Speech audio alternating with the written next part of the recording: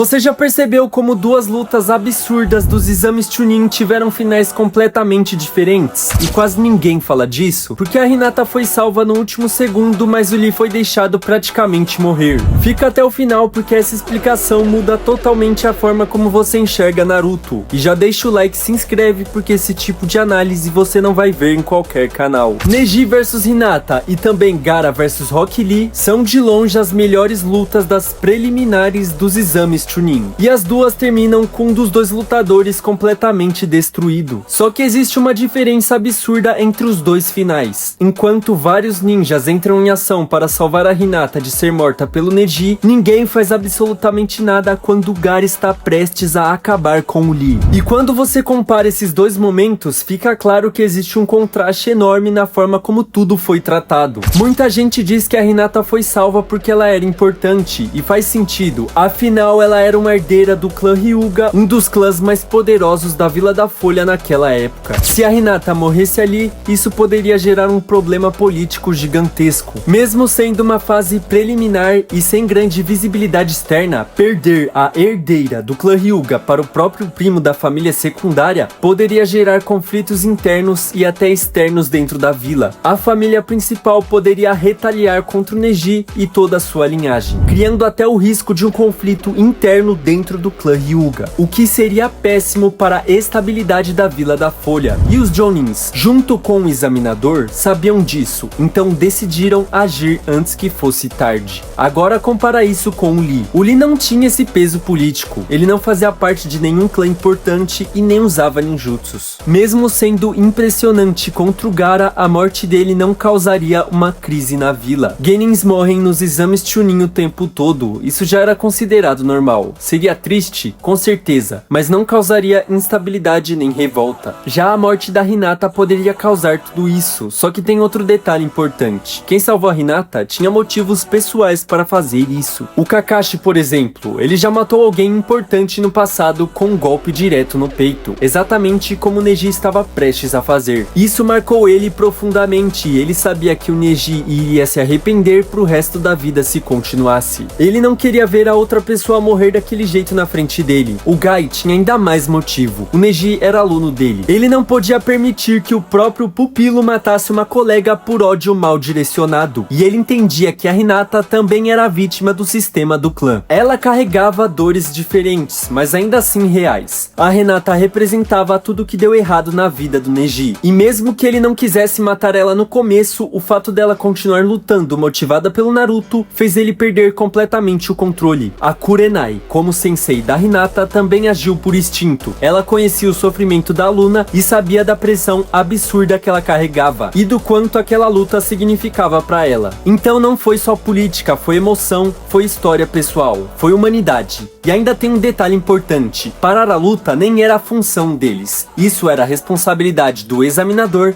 e do Hayate, que também entrou em ação para encerrar o combate. O papel dele é simples: parar a luta quando já existe um vencedor claro. As regras dos exames são flexíveis. Quase tudo é permitido, mas quando a morte se torna inevitável, ele precisa intervir. Deixar alguém morrer ali, com ele presente, seria negligência. Mesmo que mortes aconteçam, permitir isso numa luta controlada é simplesmente absurdo, e por isso Hayate também age naquele momento. Agora pensa comigo, se a morte da Hinata era tão problemática, por que o Hokage não interveio diretamente? Porque isso mostraria fraqueza. Intervir uma luta interna poderia passar a imagem de proteção excessiva. E além disso, salvar alguém automaticamente significa derrota. Isso teria impacto político também. Outros personagens também não fizeram nada. O Asuma, por exemplo, ficou parado. Talvez porque ele confiava que a Kurenai resolveria aquilo. Uma pausa rápida. O Gaara era muito mal, todo mundo sabe disso, mas o Naruto conseguiu convencer ele a ser uma pessoa do bem. E se você não quer ser igual o Gaara, já vai deixando o seu like, deixa um comentário e se inscreve nesse canal, porque se sair desse vídeo com sua inscrição desativada, provavelmente esse canal nunca mais vai aparecer pra você. Então se gostou e não quer perder esse canal de vista, já se inscreve pra não se arrepender mais tarde.